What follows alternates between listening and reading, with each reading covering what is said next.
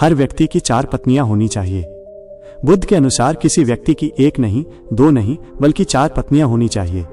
एक समय की बात है, एक व्यक्ति था जिसकी 4 पत्नियां थीं। ये उस दौर की बात है जब भारत में एक पुरुष को 1 से अधिक पत्नियां रखने की इजाजत थी। उसका जीवन काफी अच्छा चल रहा था, लेकिन परेशानियां भी अधिक दूर नहीं थी। वो काफी बीमार पड़ गया। उसकी बीमारी ठीक न होने की कगार पर आ गई थी। अब उसे समझ आ गया था कि उसकी मृत्यु का समय बेहद नजदीक है। इस बात का आभास होने पर वो काफी अकेला और उदास रहने लगा। लेकिन तब उसने हिम्मत करके अपनी पहली पत्नी से एक प्रश्न किया, प्रिय, मेरी मृत्यु काफी नजदीक है। बहुत जल्द मैं अपना शरीर त्याग कर संसार से मुक्त हो जाऊंगा, लेकिन मैं अकेले ही ये सफर तय नहीं करना चाहता। मैंने हमेशा तुमसे प्यार किया और अब भी करता हूँ। क्या तुम मृत्यु के बाद मेरे साथ चलोगी जहां भी मैं जाऊं? इस बात को सुनकर कुछ क्षण के लिए उस व्यक्ति की पत्नी खामोश हो गई। उसे समझ में नहीं आ रहा था कि वो क्या कहे, लेकिन कुछ हिम्मत जुटाते हुए उसने अपने पति के प्रश्न का उत्तर दिया, स्वामी, मैं जानती हूँ कि आप मुझसे बेहद प्रेम करते हैं। मैं भी आपसे तहे दिल से मोहब्बत करती हूँ, लेकिन अब तुम्हारी मृत्यु के साथ हमारे अलग होने का समय आ गया। ऐसा कहते हुए पहली पत्नी ने अपने पति से विदा ली। अब उदास पति अपनी दूसरी पत्नी के पास पहुंचा। उससे भी उसने यही सवाल किया और कहा, क्या तुम मृत्यु के बाद मेरे साथ चलोगी? उस व्यक्ति की दूसरी पत्नी ने बेहद विनम्र तरीके से अपने पति के इस सवाल का जवाब दिया और कहा, जब आपकी पहली पत्नी ने ही आपके साथ जाने से इनकार कर दिया तो मैं आपके साथ कैसे जा सकती हूँ? ऐसा कहते हुए वो वहां से चली गई। अब वो व्यक्ति बेहद उदास होकर वहां से चला गया। मौत के बेहद करीब खुद को पाकर उसने अपनी तीसरी पत्नी को बुलाया और वही प्रश्न किया जो उसने अपनी पहली और दूसरी पत्नी से भी किया था, लेकिन उससे भी उसे इनकार के सिवा और कुछ हासिल न हुआ। अब उसने अपनी चौथी पत्नी को बुलाया। अब तक वो सारी उम्मीदें खो चुका था, इसलिए अपनी चौथी पत्नी से वही सवाल करने की हिम्मत न कर सका। वो चुपचाप अपनी चौथी पत्नी को देखता रहा, लेकिन फिर कुछ पल के बाद आखिरकार उसने वही सवाल किया, क्या मरने के बाद मैं जहां जाऊंगा वहां तुम मेरे साथ चलोगी? क्या तुम मरने के बाद भी मेरा साथ दोगी? इस सवाल को चौथी बार दोहराते हुए उस व्यक्ति की आवाज में बेहद हिचकिचाहट थी, लेकिन इस बार उसकी अपेक्षाएं काफी कम हो गई थी।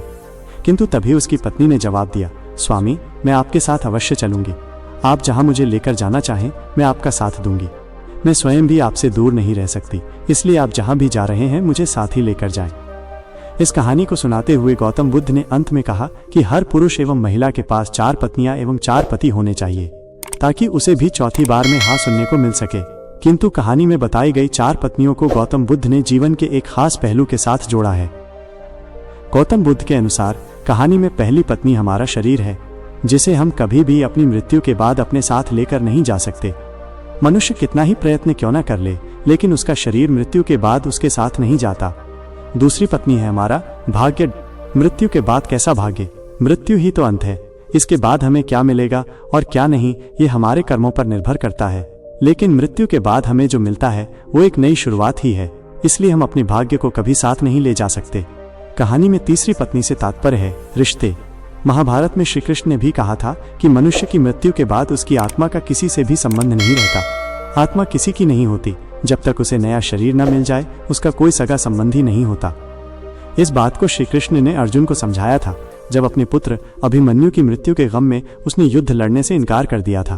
तब श्री कृष्ण ने उसे स्वर्ग में भेजा, जहां उसने अभिमन्यु को देखा। पुत्र को आंखों के सामने देखते ही अर्जुन अति प्रसन्न हो गया और गले से लगा लिया। लेकिन जवाब में अभिमन्यु ने अर्जुन को पीछे धक्का मारा और सवाल किया कि तुम कौन हो? तब श्री कृष्ण ने समझाया कि वो अभिमन्यु नहीं, मात्र एक आत्मा है, जिसका केवल तब तक तुम्हारे साथ रिश्ता था जब तक वह तुम्हारे पुत्र अभिमन्यु के शरीर में थी। अब नया शरीर मिलने तक ये आत्मा किसी की नहीं कहलाएगा। गौतम बुद्ध की कहानी के अनुसार तीसरी पत्नी, जो कि व्यक्ति के रिश्ते को दर्शाती है, वो उसके साथ नहीं जा सकती। अब अगली बारी है चौथी पत्नी की, जो आखिरकार साथ जाने के लिए तैयार हो गई। गौतम बुद्ध के अनुसार चौथी पत्नी है हमारे जेल में कर्म। एकमात्र ऐसी चीज है जो मृत्यु के बाद हमारे साथ जाती है, हमारे पाप पुण्य का लेखा जोखा दिलाती है। मृत्यु के बाद हमारी आत्मा को स्वर्ग प्राप्त होगा, नर्क प्राप्त होगा या फिर नया जीवन, ये कर्मों पर ही निर्भर करता है।